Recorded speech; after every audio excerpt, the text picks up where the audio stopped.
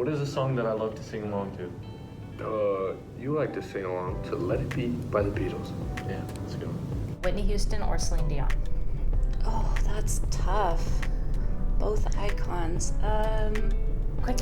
Whitney Houston, Christmas, Celine Dion, everything else. If you didn't know me, how old would you think I was? Oh, this is a trick question. What is my go-to snack? Oh, man.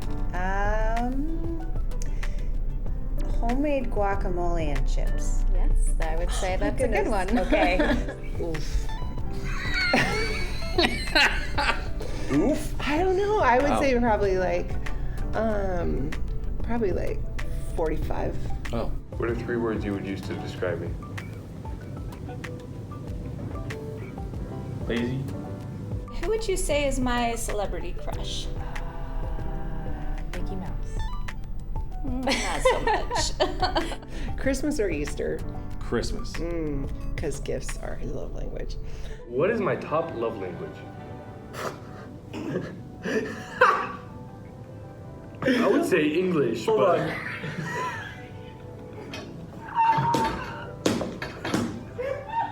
Because that's the only one I understand.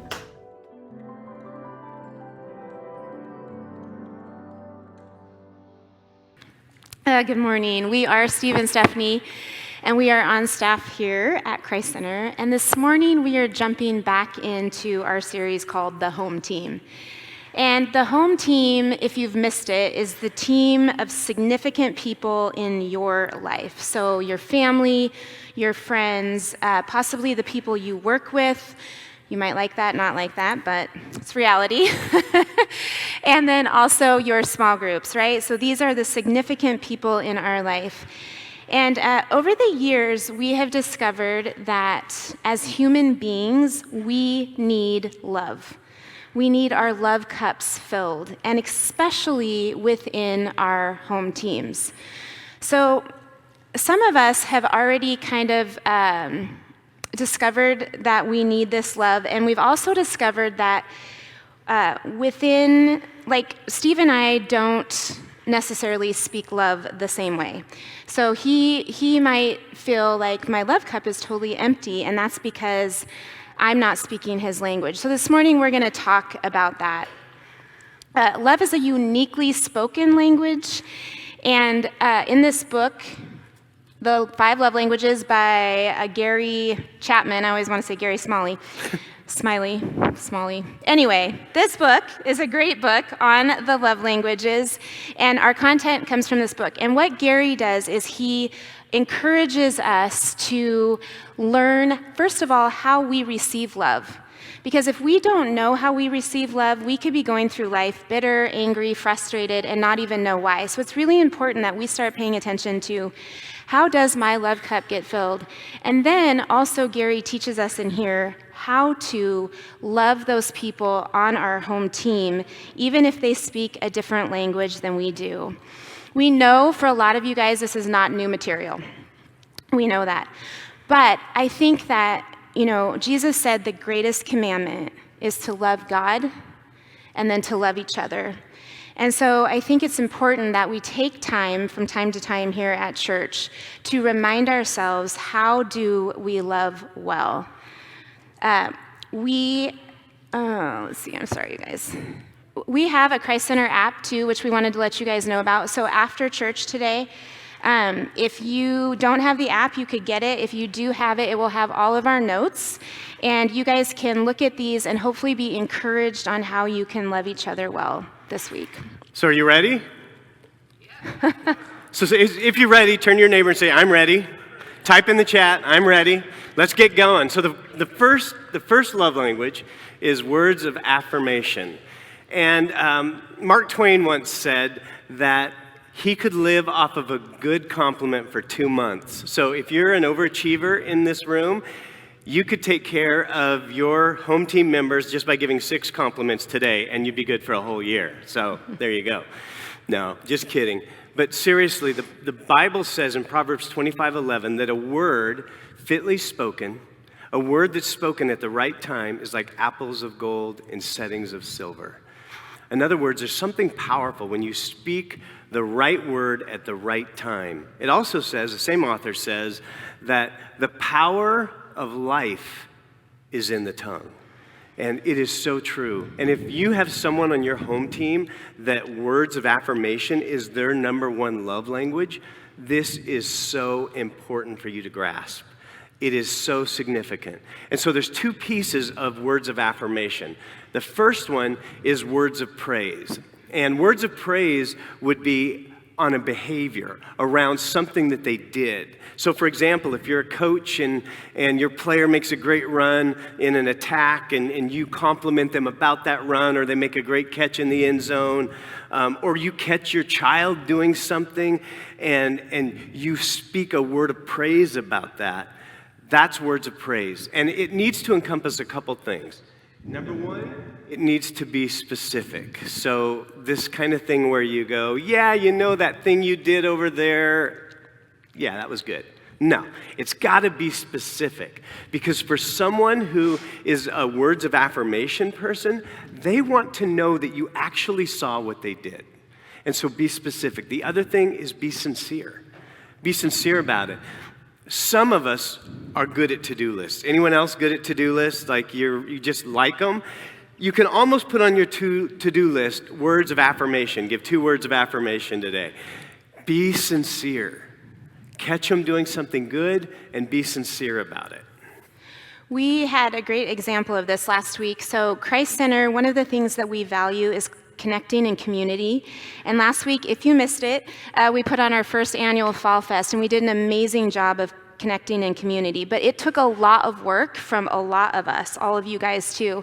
So I woke up in the morning and I was pretty wiped out, tired.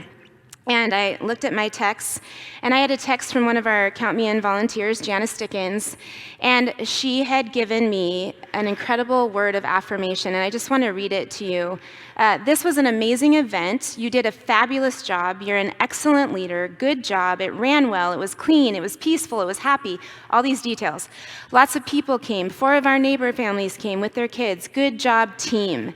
And that is such a beautiful word of affirmation, and that's exactly, and whether or not that's my number one love language, that just filled me up, and I was like, okay, because a lot of times after you do something good and you make progress, a lot of times the enemy can come in and create discouragement and like, we could have done this, and it was just really great to get that word of affirmation from her, and it was very specific and very intentional. So words of affirmation includes words of praise, which is around behavior or a specific action. But then there's another component to it, and that is words of affection. And whereas words of praise is centered around behavior, words of affection has more to do with a character quality, more to do with their attitude or their heart. For example, I might say to my wife, "You have the gift of empathy." Now, I'm not describing something specific, but I'm saying that in general, you have that gift. She has the gift, folks, of making people cry. How many of you have ever cried in the presence of my wife? I make people cry. The reason that she can make you cry is because you immediately know when she comes into the room and you're having a bad day that she empathizes with you. We just were yesterday we were asked to bless this gal turning 15 at her quinceañera. And as we walked in, and my wife, who had maybe met her one other time before, immediately she started weeping. And I'm like, you have it. Now, it was a good weeping. It was like a you understand me weeping. And that is a gift that you have. You've always had it. I cherish it. I love it. But that is a word of affection. It's centered more around the character quality or an attitude or a heart. And the other thing about words of affirmation, I would just say, is it's not just the spoken word, but it's also the written word. Like you could do a card, a note, a social media post, you could text someone, but there's something powerful about not just the spoken word, but the written word. As a matter of fact, this morning, how many of you had something on your seat when you got there, a little card, or how many of you were handed a little card, a little encouragement card? We want to give you just an action step today, and that is find someone that you know that maybe words of affirmation is high on their list, or someone that you know might need an encouraging word, and give that to them today. But it's so powerful, words of affirmation. The second love language is quality time. And obviously, Jesus was very focused on this. He was intentional about it. He prayed, and then he chose 12 men that he would live life with. He chose 12 men that he would reserve some of his most intimate moments for. And he loved them. And he spent quality time. As a matter of fact, many times in the scriptures, especially in Mark, you see it, he withdrew specifically with the 12 just to be with them. And part of quality time is that person has your focused attention. In other words, you're not doing this when you should be doing this. You're not thinking about yesterday's, the things you didn't get done. You're not thinking about the to-do list you still have today. You're not thinking about what's coming, but your focused attention is on that person. It also includes not just focused attention, but it also includes quality conversations. The Bible says that the purposes of a person is like deep waters, but a man of understanding will draw it out. Think about that. The purposes of a person is like deep waters, but a man of understanding will draw it out. And quality conversations within the realm and love of quality time is really working hard at drawing those things out.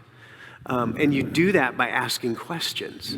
When someone that you love, quality time is their number one love language. And for Steph and I, it's both in our top two. And so one of the things that we've learned is asking questions is a great way to draw out some things from the other person. One of our probably our top question that we ask, it's super simple. We just ask, what was the highlight of your day? Super simple. What was the highlight of your day? And it's amazing just what that one simple question does to produce great conversations. So, word of advice here. If you've never done this before, the first few times you do it, it could be a little rough. And let me explain a little bit. So, when Steve and I first read this book, we were like, oh, and we took the assessment, which you guys will get at the end. There will be a link if you want to take the assessment to find out kind of the order of your top 5.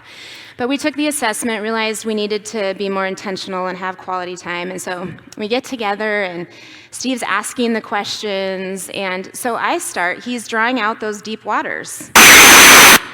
Woo!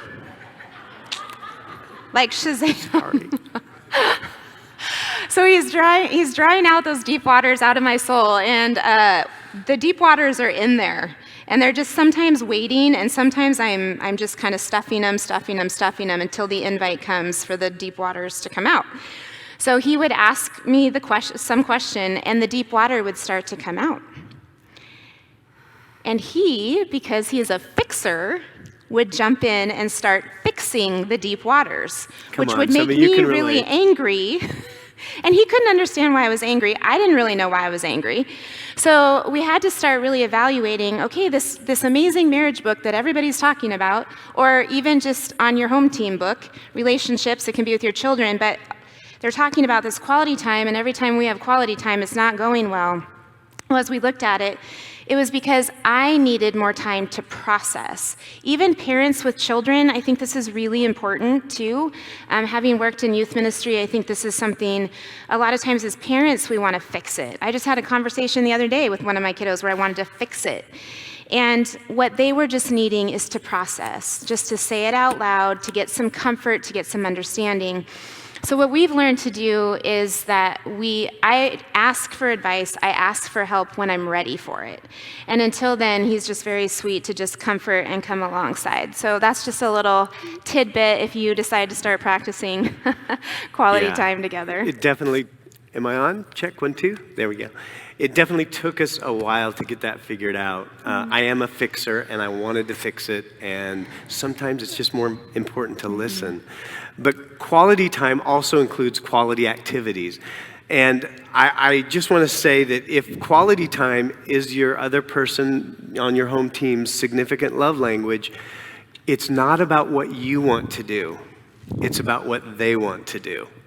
This is huge because it's not even about what you both want to do. It's about what they want to do. And if you're a couple, you can take turns too. Yeah, it is with us, because quality time is high on both of our lists. We have to be creative with, okay, Are we filling your love cup? Or are we filling your love cup? Or because some of our quality times are very different. For example, my wife loves projects. Anyone else love projects? Any other? They missed that one in this book. Yeah. It should have been love language It's number its own 6. love language, folks. Yeah. Projects. So I think it was about 7 years ago up Derby Canyon. She wanted to haul 80-pound blocks up our hillside to create walls. It was a great Doesn't that sound workout. exciting?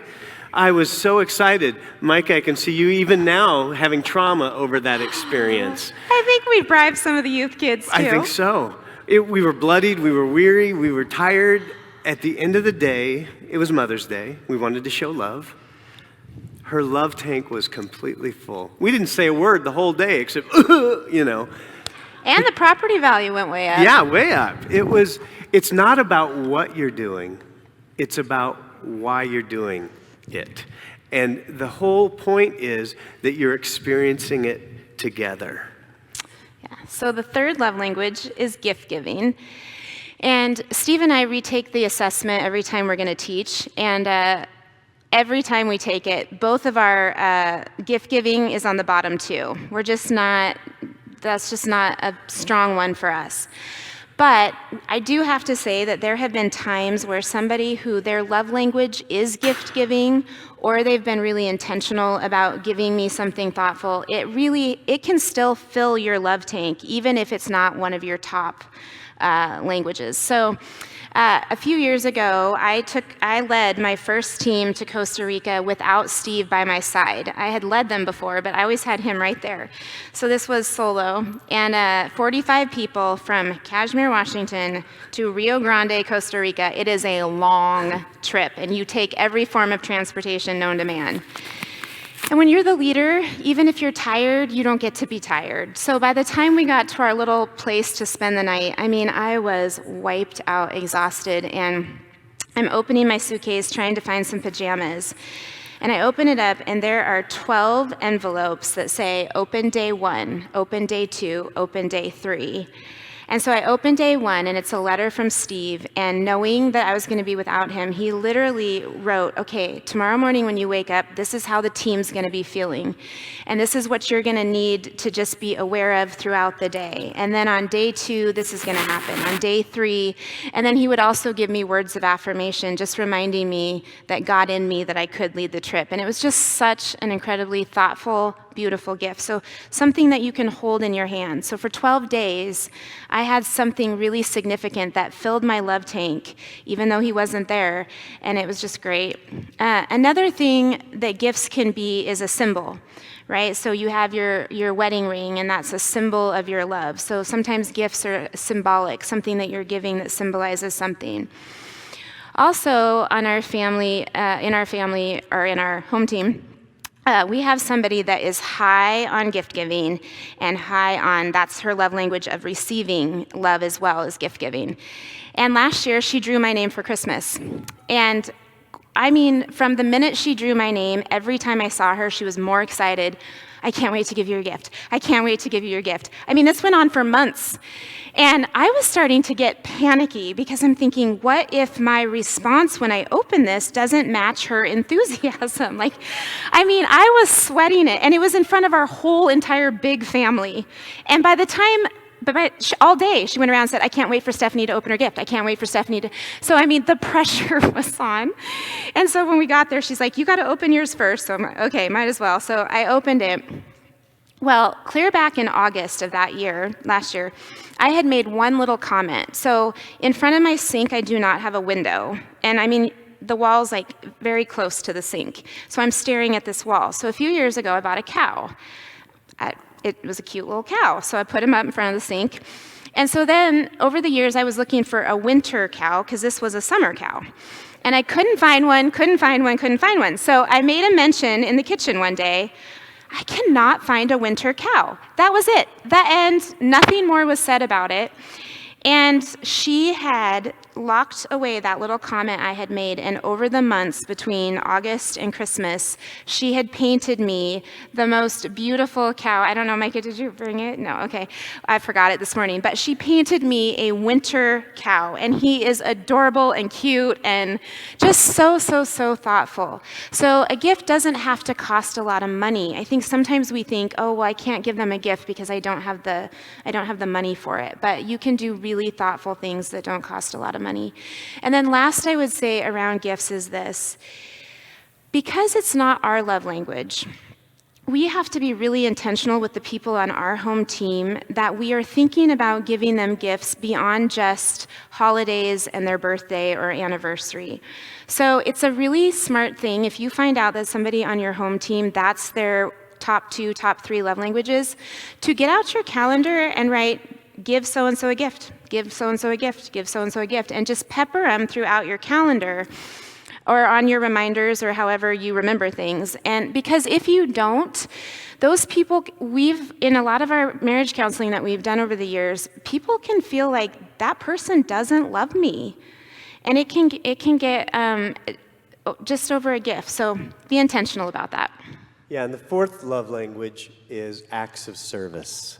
And acts of service, while it's important to use all 5 love languages, you need to learn them all, because you never know who on your home team is going to receive love in one of those different love languages. And so it's important to have all of those tools in your arsenal. Mine is acts of service, but it wasn't always acts of service. As a matter of fact, Jesus said the greatest among you would be your servant.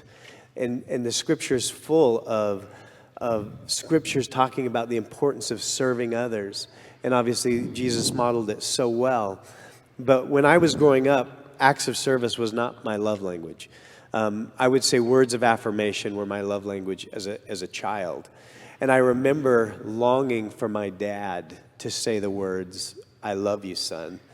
And I never heard those words from him. And I just remember wanting to hear them, wanting to know that I had pleased my dad. And yet, I just never heard those words. And now later on in life, he learned those words, and he learned how much they meant to me. And every time he said it, it was so powerful to me. But in my early childhood, that wasn't the case. And I remember at about 20 years old reading this book and recognizing that one of the love languages that people communicate with is acts of service. And in that moment, when I realized that, it finally dawned on me that my dad loved me, that he was showing me all my whole childhood, he was showing me, "Son, I love you." But it was just in a language that I wasn't speaking. And the reason that I share that with you is because I think sometimes we think that someone may not love us when in fact they're just speaking in a language that we don't hear it in. And so I want to encourage you today, really evaluate those people in your life. Maybe they're communicating to you just in a way that you never understood. So we couldn't do this love language without calling somebody out, because we have somebody on our Christ Center home team that speaks this language honestly more than I've ever known anyone else to speak it. A few years ago, when I was still doing youth ministry, we graduated a group of high school seniors that were all super musical.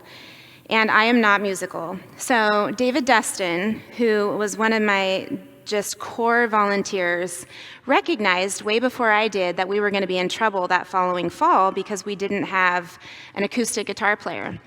And so we get to fall planning, and we're sitting around having our planning meeting, and it dawns on me, we don't have an acoustic guitar player. And I'm kind of looking at everybody, and David goes, "It's okay." He goes, "I realized last spring that this was probably going to be a problem, and so over the summer, I taught myself to play the acoustic guitar,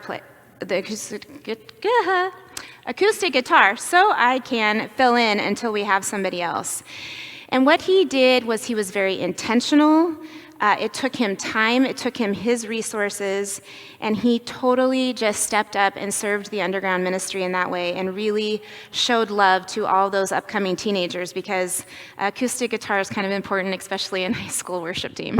Before you go into physical touch and closeness, David, even right now, is in that back room he's in where here. no one can see him serving this body by doing our streaming service. So let's clap really loud for David this morning. We love you, David. David! He is just, honestly, he serves this church. He's such an incredible servant of Jesus.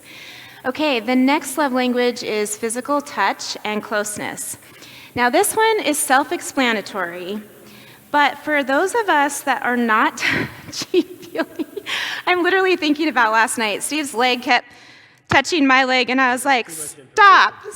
Anyway, it's true, right? There's some of us that are really touchy-feely and some of us that are not. Here at Christ Center, we got the huggers and we got the not huggers.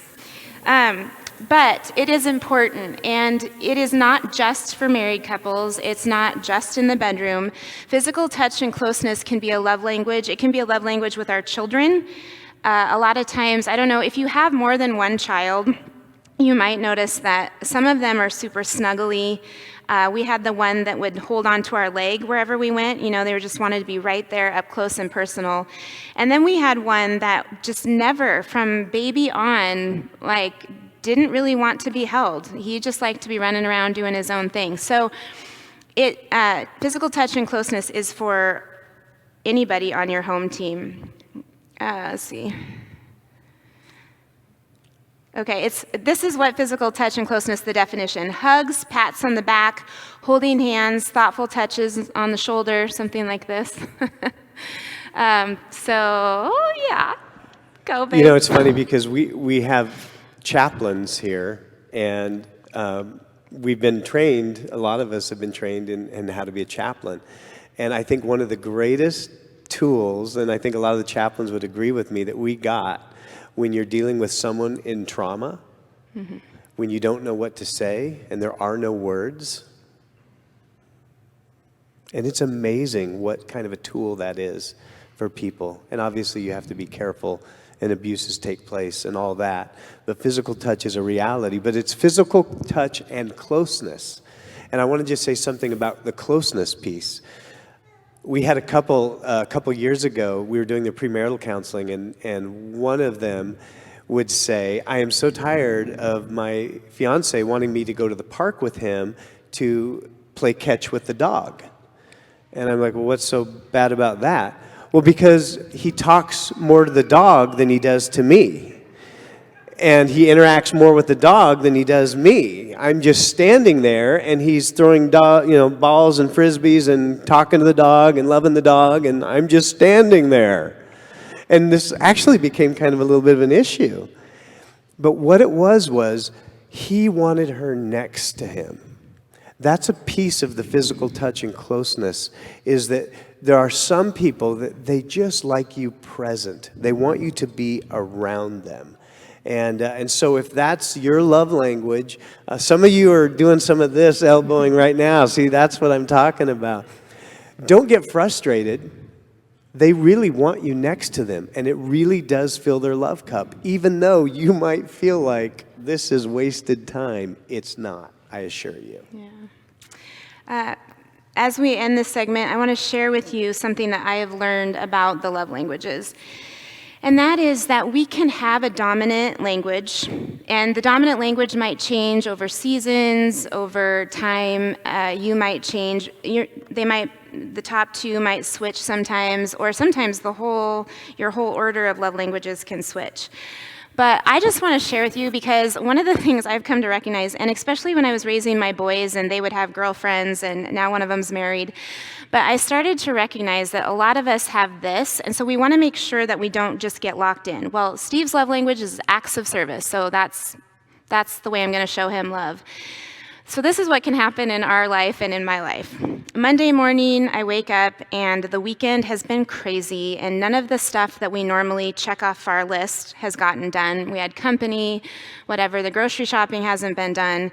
and we've got to get back to work, and Steve can just see my stress rising a little bit. So he might, on Monday, jump in and wash the dishes, even though normally I'm the one that does that. So that's love language number 1. Tuesday rolls around, we have a stressful staff meeting. I walk out of the staff meeting feeling like, oh man, am I cut out for this? I can't do this. What am I doing? And I may need words of affirmation, either from the staff or from Steve, but I might just need somebody on Tuesday to tell me, you got this, girl. Like, you're going to make it. It's going to be okay. And then Wednesday might come along and we get thrown a curveball. Maybe one of our kids has a car accident or ends up in the walk-in or something crazy happens. Well, when that happens, my cortisol, that stress hormone, just starts doing this, right? And when that happens, you know what my love language is? Chocolate. And he knows that. So Wednesday, it's dark chocolate. Right. That's what I need on Wednesday. Then Thursday rolls around. We've had a crazy week. You would think because we work together, we talk to each other, but only about work. So by Thursday, I'm like, I just need my husband. I just need to talk to him and have him hear me and to hear what's going on in his life. So Thursday, I need quality time and closeness. By Friday, I'm just exhausted from all those emotions. And I'm tired, and I just need him to hold me, and I just need to let the tears flow. I need to cry a little bit. So 5 days, 5 different love languages. So all of that to say, don't just get locked into a formula, because some of us are a little more complicated. We're the fancy car that needs all the extras, So anyway, that's just a word of encouragement to us as we kind of finish out those 5 love languages. That's so valuable too, to just know that these are tools to have in your tool belt. Each of you were given, when you came in this morning, just the elements of communion. I would invite you to go ahead and take those out. And if you didn't get one this morning, just raise your hand and someone will bring one by. Yeah, just raise it high, wave it. There you go. Someone will bring one around to you. Very good. But this morning, as we conclude, I just want to reflect on a riveting scene in the life of Jesus, where we see all of these love languages on display. And actually, it is the Lord's Supper. We see Jesus very focused on his 12. He wants to gather them together in a room and share an intimate moment with them, an intimate meal. He wants to focus on them. He wants them to have his undivided attention. And in that, we see the love language of quality time. And as he's there in this moment, he affirms them. Words of praise, words of affection, but he loves them with words. He assures them, talks to them a little bit about what's going to happen and where they're to go, but he loves them with words. And then he gets close to them. As a matter of fact, they all recline around a table. And John, the beloved, even leaned upon his chest. But that's physical touch and closeness. And each one of them, he washed their feet. He served them. He loved these 12. And ultimately, what he gave them was a gift. Communion was the gift he gave them, the love language of gift giving. But he didn't just give it to them, he gave it to us. Centuries later, we still get to receive, in a sense, a physical touch from Jesus. He gave us something physical. He gave us a gift. He affirmed us with words. He wanted us to spend some quality time meditating on him. And then he wants us to leave the moment that we have and go serve our world. Not only did he display the 5 gifts with his disciples, but we get to realize those same 5 gifts right now. You see, it was a reminder. This is a reminder that one day Jesus will set everything in order. That one day he will wipe away every tear, He will banish sin and death forever. And to all those that follow Jesus, they will be with him for all eternity in pure joy, in pure love. He gave us that gift. So this morning, I would invite you to just take out that little piece of bread, unleavened bread.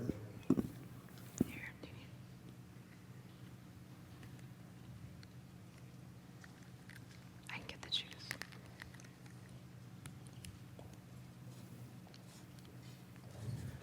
He said in Matthew 26:26, Jesus took the bread and he blessed it and he broke it. And he said to his disciples, "Take, eat. This is my body." Would you pray with me? Jesus, we thank you for the gift of communion. We thank you that you demonstrated unconditional love, not only to your disciples, but you gave it to us. Throughout the years, your disciples, your followers would celebrate, would remember what you've done. We thank you for coming to this planet and shining in the darkness. We love you. This symbolizes Jesus' body broken for you. Please partake of it.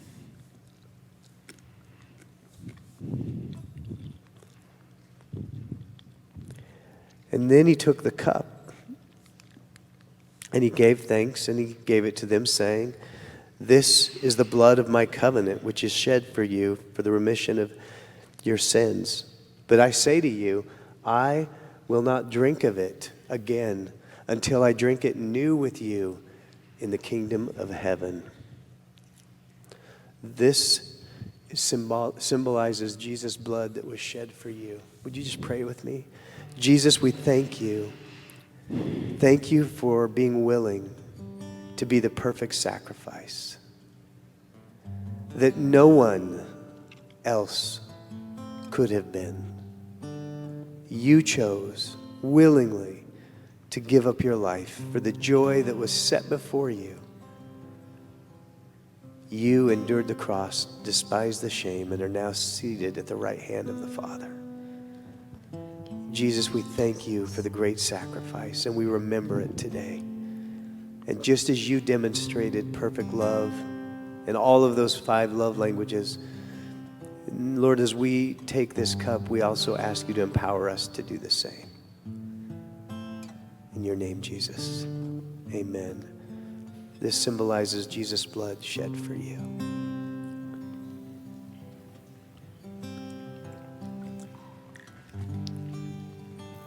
And when they were done, it says that they sang a hymn and they went to the Mount of Olives. And so that's what we're going to do. I invite you to stand this morning. We're going to sing a hymn and then we're going to leave. And may you love God with all of your heart,